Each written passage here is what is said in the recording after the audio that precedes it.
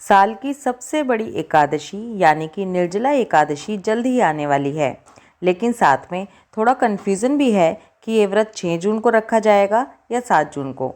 तो आज की इस वीडियो को हम 3 पार्ट में डिवाइड करते हैं, जिसके पहले पार्ट में हम जानेंगे कि 6 जून की एकादशी का समय क्या है, इसका पारण हमें कब करना है। वहीं दूसरे पार्ट में यही सब जानकारी 7 जून की एकादशी के बारे में लेंगे और थर्ड और सबसे इम्पोर्टेंट पार्ट में हम चर्चा करेंगे कि ये एकादशी 2 दिन क्यों मनाई जा रही है। आपसे रिक्वेस्ट है कि पेशेंस के साथ वीडियो को पूरा और ज़रूर देखिएगा। तो चलिए बिना किसी देरी के वीडियो को शुरू करते हैं। राधे कृष्ण आप सभी को। ये ज्येष्ठ शुक्ल पक्ष की एकादशी तिथि को निर्जला एकादशी कहा जाता है। धार्मिक शास्त्रों के अनुसार साल की सभी 24 एकादशियों में निर्जला एकादशी का सबसे ज्यादा महत्व होता है। इस एकादशी व्रत में पानी पीना वर्जित माना जाता है, इसीलिए इसे निर्जला एकादशी कहा गया है। एकादशी का व्रत करके अपनी सामर्थ्य के अनुसार अन्न, जल, वस्त्र, आसन, जूता, छतरी, कूलर, पंखा तथा फल आदि का दान करना चाहिए। इस दिन विधि पूर्वक जल कलश का दान करने वालों को वर्ष भर की एकादशियों का फल प्राप्त होता है। इस व्रत को भीमसेन एकादशी या पांडव एकादशी के नाम से भी जाना जाता है। पौराणिक मान्यता है कि भोजन संयम न रखने वाले 5 पांडवों में एक भीमसेन ने इस व्रत का पालन किया था, इसीलिए इस एकादशी का नाम भीमसेनी एकादशी इस भी बार है। ये एकादशी तिथि 2 दिन आ रही है, 6 जून और 7 जून। आप अपने आस पड़ोस, मंदिर या जिस भी परंपरा का आप पालन करते हैं उसके अनुसार चुन सकते हैं कि आपको ये व्रत किस दिन करना है। चलिए अब बात करते हैं जो लोग 6 जून को ये व्रत रख रहे हैं उनके अनुसार समय क्या रहने वाला है। इस साल निर्जला एकादशी तिथि शुरू हो रही है 5 और 6 जून के बीच की रात को 2:15 पर और ये एकादशी तिथि समाप्त हो रही है 7 जून सुबह 4:47 पर। इस तरह से 6 जून को सूर्य उदय में एकादशी है जो कि पूरे दिन रहेगी और इस साल 6 जून की एकादशी पर भद्रा का साया भी रहेगा जो कि 6 जून की दोपहर 3:31 से शुरू होगा और 7 जून की सुबह 4:47 पर समाप्त होगा। लेकिन क्योंकि ये भद्रा पाताल लोक में है, इसका कोई बुरा प्रभाव पृथ्वी या व्रत पर नहीं पड़ेगा। इसलिए अगर कोई आपको बोले कि 6 को भद्रा लग रही है तो आप बिल्कुल परेशान मत होइएगा। अब जो लोग 6 जून को निर्जला एकादशी का व्रत कर रहे हैं उनको अगले दिन पारण समय सुबह ना मिलकर दोपहर में मिल रहा है। जो लोग 6 जून को व्रत करेंगे वो अपने व्रत का पारण 7 जून दोपहर 1:44 से लेकर दोपहर 4:31 के बीच में करेंगे। तो हो गई 6 जून के अनुसार जानकारी। अब दूसरे पार्ट में बात करते हैं जो लोग 7 जून को व्रत कर रहे हैं उनके बारे में।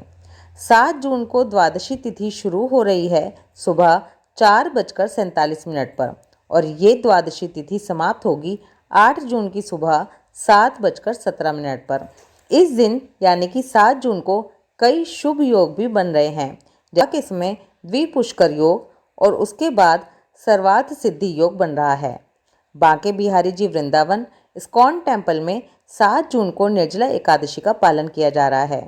जो लोग 7 जून को एकादशी व्रत करेंगे वो अपने व्रत का पारण 8 जून की सुबह 5:23 से लेकर सुबह 7:17 के बीच में करेंगे।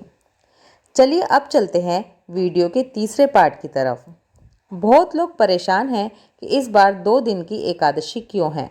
तो अगर आपने वीडियो के पहले पार्ट को ध्यान से देखा और सुना है तो आप समझ ही गए होंगे कि एकादशी तो एक ही दिन है पर इसका पालन 2 दिन किया जा रहा है और वो इसलिए क्योंकि इस बार व्यंजुली महाद्वादशी का योग बन रहा है। साल में ऐसी 8 महाद्वादशी पड़ती हैं और शास्त्रों के अनुसार जब ऐसी स्थिति आती है तो महाद्वादशी का व्रत करना चाहिए, क्योंकि महाद्वादशी का व्रत करने से एकादशी व्रत से सहस्त्र गुना अधिक फल मिलता है। अब थोड़ा सा ये समझते हैं कि व्यंजुली महाद्वादशी होती क्या है। व्यंजुली महाद्वादशी जब आती है जब एकादशी तिथि द्वादशी तक विस्तार नहीं पाती, लेकिन द्वादशी तिथि त्रयोदशी तक विस्तार पाती है। जैसा कि इस बार हो रहा है। एकादशी तिथि 5 और 6 जून की रात 2:15 पर शुरू होकर 7 जून की सुबह 4:47 पर समाप्त हो रही है, जबकि 7 जून को सूर्योदय 5:24 पर हो रहा है, यानी कि एकादशी तिथि सूर्योदय तक नहीं पहुंच रही है, यानी कि द्वादशी तक विस्तार नहीं पा रही है। दूसरी तरफ द्वादशी तिथि 7 जून को सुबह 4:47 से शुरू होकर 8 जून की सुबह 7:17 तक रहेगी और 8 जून को सूर्योदय होगा 5:23 पर, यानी कि द्वादशी सूर्योदय तक उपलब्ध है और त्रयोदशी तक विस्तार भी पा रही है और इसी तरह के संयोग को व्यंजुली महाद्वादशी कहा जाता है। कुछ लोग सोच रहे होंगे कि इतना डिटेल में बताने की क्या ज़रूरत है, तो देखिए यहाँ हम आपको ये बताना चाहते हैं कि हमारे जो पंचांग बनाए जाते हैं वो पूरी तरह से शास्त्रों के अनुसार वैज्ञानिक और तार्किक होते हैं और यही गोपाल सखी चैनल का लक्ष्य है, अपने धर्म और शास्त्रों की ज़्यादा से ज़्यादा जानकारी आप तक पहुँचाना। अब ये मत कहिएगा कि पता नहीं सब त्यौहार दो दो क्यों होने लगे हैं। वीडियो को बनाने में किया गया हमारा हार्ड वर्क अगर आपको थोड़ा सा भी यूज़फुल और इम्पोर्टेंट लगता है तो प्लीज़ वीडियो को लाइक और शेयर ज़रूर कीजिएगा, जिससे कि ये इम्पोर्टेंट इन्फॉर्मेशन दूसरों तक भी पहुंच सके। अगर आप पहली बार चैनल पर आए हैं तो सब्सक्राइब करके और बेल आइकन को प्रेस किए बिना मत जाइएगा, क्योंकि इसी तरह की इन्फॉर्मेटिव वीडियोज़ हमारे चैनल पर आती रहती हैं। राधे कृष्णा।